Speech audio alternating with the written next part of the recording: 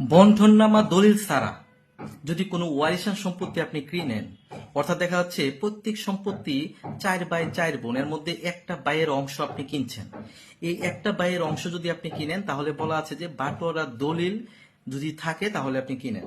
আর যদি বাটোয়ারা দলিল না থাকে তবুও আপনি এই সম্পত্তি কিনতে পারবেন, কিন্তু চৌহদ্দিটা আপনি কিন্তু রাস্তার পাশে দিতে পারবেন না। চৌহদ্দিটা কিন্তু পুরা সম্পত্তির চৌহদ্দি দিয়ে এর মধ্যে আপনি কতটুকু কিনেছেন সেটা উল্লেখ করতে হবে। তাহলে কি হলো যে ওয়ারিশান সম্পত্তি আপনি বেচা কিনা করতে পারবেন, কিন্তু সেখানে চৌহদ্দিটা স্পেসিফিক যদি রাস্তার পাশে বা সুবিধাজনক ভাবে দেন, তাহলে অন্যান্য ওয়ারিশটা যদি এই দলিল নিয়ে অবজেকশন করে তাহলে কিন্তু সমস্যায় পড়বেন। তাহলে দেখা যাচ্ছে সাব রেজিস্ট্রারও কিন্তু ওয়ারিশান সম্পত্তি এখন বর্তমানে যদি দলিল হয় এবং বাটোয়ারা দলিল যদি না থাকে তাহলে চৌহদ্দিটা এই সম্পত্তির মধ্যে যেটা আছে পুরা সম্পত্তির চৌহদ্দিটা দিতে হয়, তাহলে একজনের অংশ আপনি কিনতে পারবেন।